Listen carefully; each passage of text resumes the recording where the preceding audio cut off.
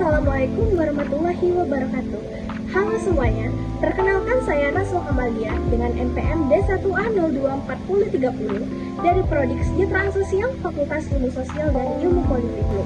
Di dalam video ini, saya akan memaparkan materi dari pertemuan 1 sampai pertemuan 7 mata kuliah Bahasa Indonesia dengan dosen pengampu Pak Nur Mazlah, SPD, MPD sebagai tugas ujian tengah semester. Pertemuan 1, Hakikat dan Perkembangan Bahasa Indonesia. Hakikat Bahasa Indonesia adalah bahasa resmi dari Bahasa Persatuan Bangsa Indonesia dan merupakan salah satu dari banyak varietas bahasa Melayu. Bahasa Indonesia diresmikan sebagai bahasa nasional setelah Proklamasi Kemerdekaan Indonesia pada tanggal 18 Agustus 1945. Bahasa Indonesia berfungsi sebagai alat komunikasi kedua bagi sebagian warga Indonesia.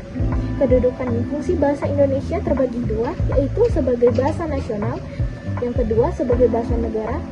Perkembangan bahasa Indonesia sebelum Indonesia merdeka dibagi 4 bagian, yaitu pada yang pertama abad ke-7 Masehi dengan penemuan prasasti berbahasa Melayu kuno pada Kerajaan Sriwijaya. Yang kedua, pada 901 Masehi dilakukan penyempurnaan ejaan berbagai nama dan bentuk dalam peraturan ejaan bahasa Melayu. Yang ketiga, pada tanggal 28 Oktober 1928, Kongres Pemuda II berikrar dalam Sumpah Pemuda dan melahirkanlah Sumpah Pemuda. Yang keempat, tahun 1938, Kongres Bahasa Indonesia disarankan ejaan Indonesia lebih diinternasionalkan. Sesudah Indonesia merdeka, di antaranya yang pertama Undang-Undang Dasar Negara Republik Indonesia tahun 1945 bab 15 pasal 36. 2. Ejaan Republik pada tanggal 19 Maret 1947. 3. Kongres Bahasa Indonesia kedua pada tahun 1954. Yang keempat, tahun 1957 ejaan pembaharuan oleh Profesor Prijono dan Eka Topo. 5. Ejaan Balindo pada tahun 1959. 6. Lembaga Bahasa dan Kesetaraan pada tahun 1968. 7. Lembaga Bahasa dan Kesastraan tahun 1968. Yang kedelapan, tahun 1975 menjadi pusat pembinaan dan pengembangan bahasa secara menyeluruh. Yang kesembilan, pada tahun 1988, Pedoman Umum Ejaan yang disempurnakan atau PUEYD edisi kedua. 10 edisi ketiga tahun 2019. 11 Permendikbud Republik Indonesia nomor 50 tahun 2015. 12 tahun 2016 PUEYD diganti dengan PUEBI atau Pedoman Umum Ejaan Bahasa Indonesia. 13 pada tahun 2021 berkaitan aturan penggunaan huruf, penulisan kata, penggunaan tanda baca dan penulisan unsur serapan. Dan ke-14 tahun 2022 tentang EYD atau ejaan yang disempurnakan berkaitan aturan penggunaan huruf, penulisan kata, penggunaan tanda baca dan penulisan unsur serapan.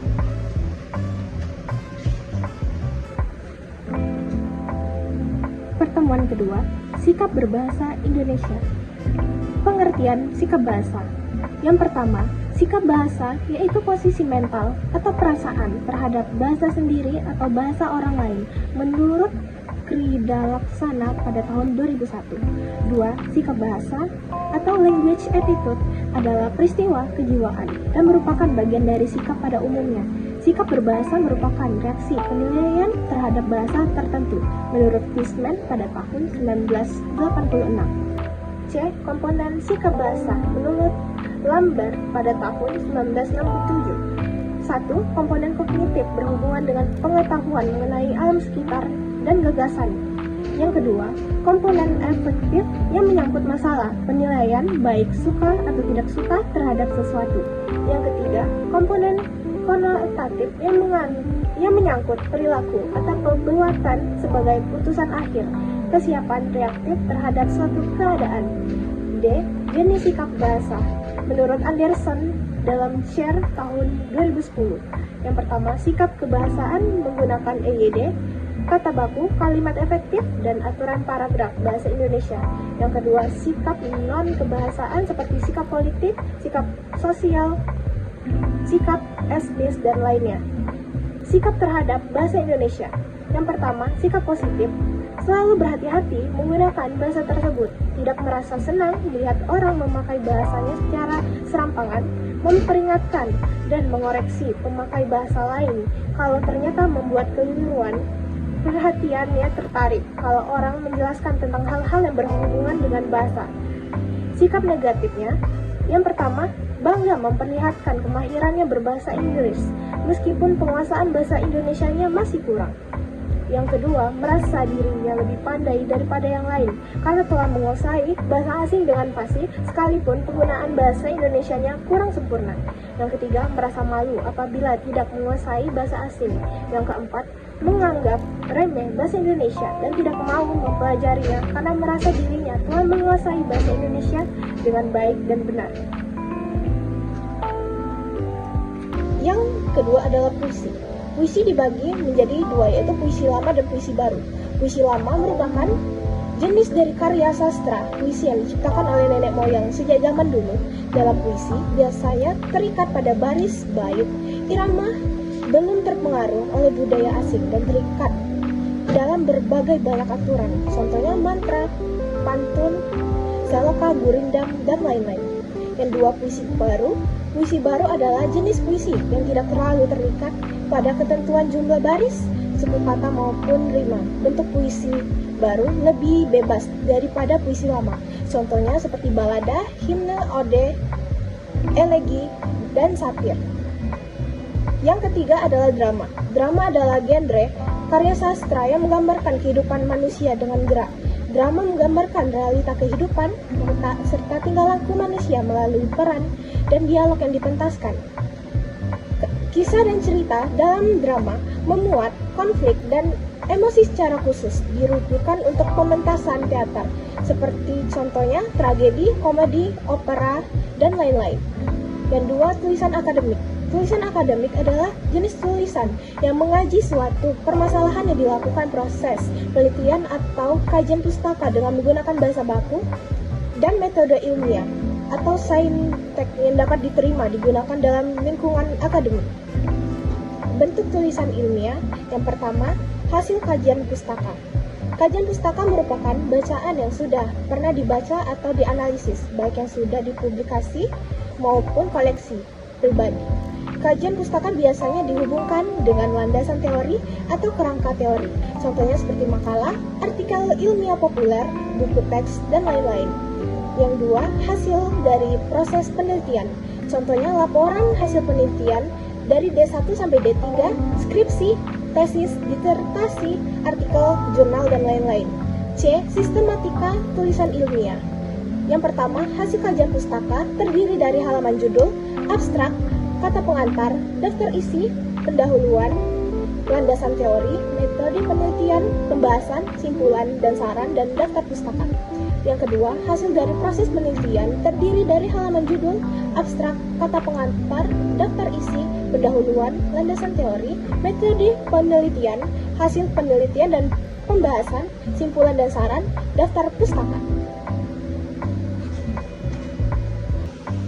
Pertemuan 4, menjelajahi dunia pustaka dari berbagai sumber referensi digital.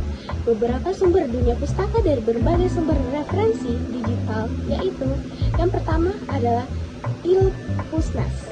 Adalah aplikasi perpustakaan digital yang dipersembahkan oleh Perpustakaan Nasional yang bertujuan untuk memudahkan masyarakat dalam mengakses semua bahan bacaan yang ada di Perpustakaan Nasional dengan menggunakan telepon genggam seperti handphone yang kita gunakan pada sehari-hari.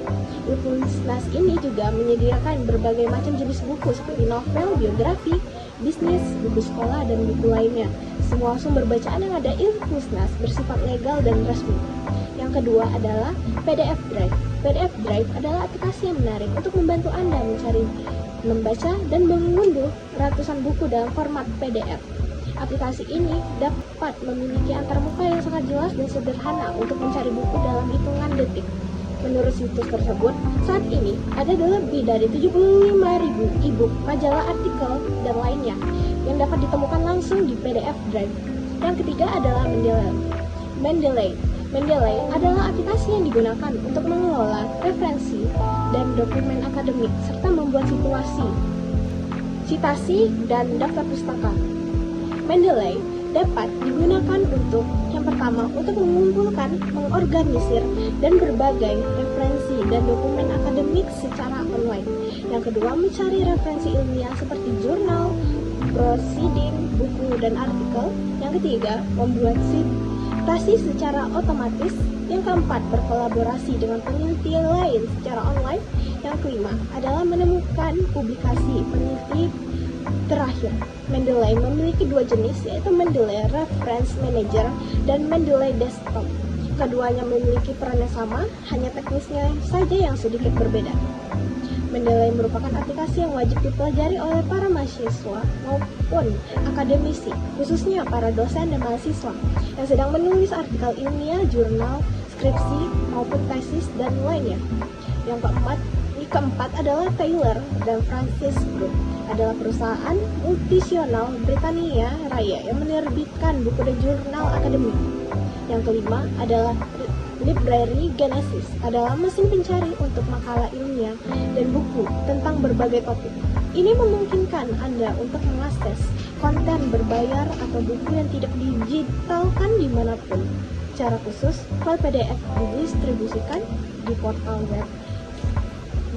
Pada tahun 2018, database Genesis Library mengklaim berisi lebih dari 2,7 juta buku dan lebih dari 58 juta artikel jurnal.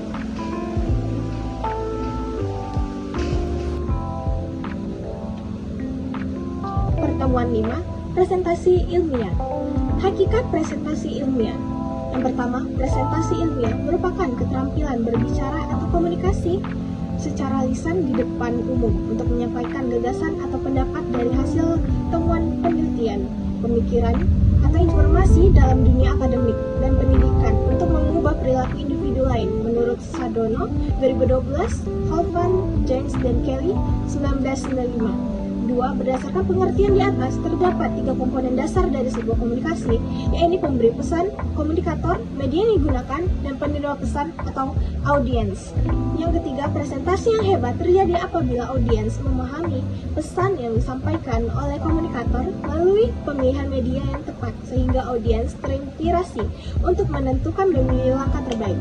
Yang keempat, presentasi yang luar biasa terjadi apabila audiens dapat mengubah keyakinannya atas pengaruh komunikator melalui media yang ditampilkan.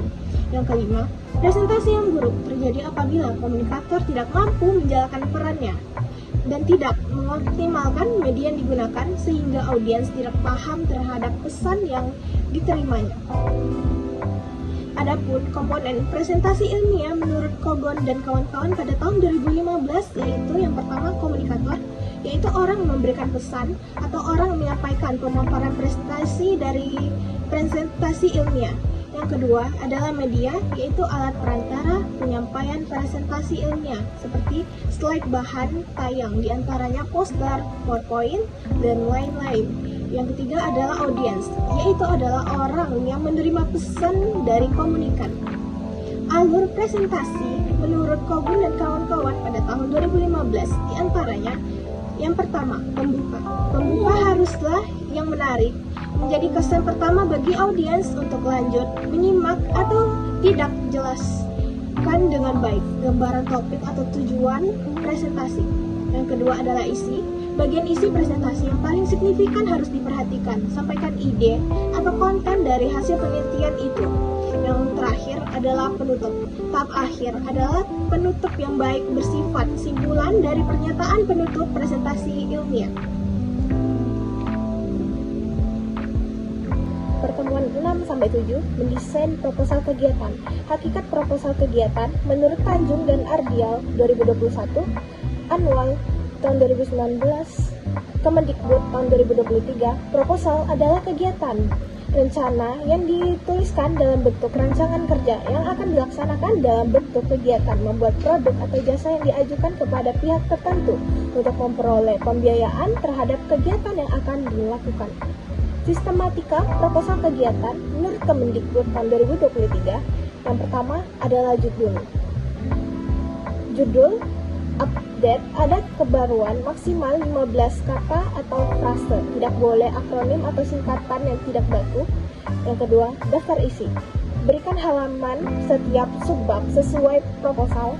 Yang ketiga, bab pertama, yaitu pendahuluan. Ungkapkan potensi dan peluang pasar berdasarkan hasil survei pasar terkait ide produk yang akan dipasarkan. Yang keempat adalah bab 2, gambaran. Gambaran umum rencana usaha. Uraikan kondisi umum, lingkungan yang menunjukkan potensi, sumber daya, dan peluang pasar, termasuk analisis ekonomi usaha yang direncanakan. Yang kelima, bab 3, metode pelaksanaan. Uraikan teknik atau cara pembuatan produk, komoditas usaha, mengemas dan memasarkannya, sekaligus tahapan pengerjaan dalam pencapaian tujuan program. Yang keenam, bab 5, biaya dan jadwal kegiatan. Tuliskan rincian anggaran biaya yang dibutuhkan dan jadwal kegiatannya. Yang terakhir adalah daftar pusaka. Gunakan format American Psychological Association atau APA. Itulah dari hasil pemaparan materi dari pertemuan pertama sampai pertemuan 7. Sekian dari saya, terima kasih. Wassalamualaikum warahmatullahi wabarakatuh.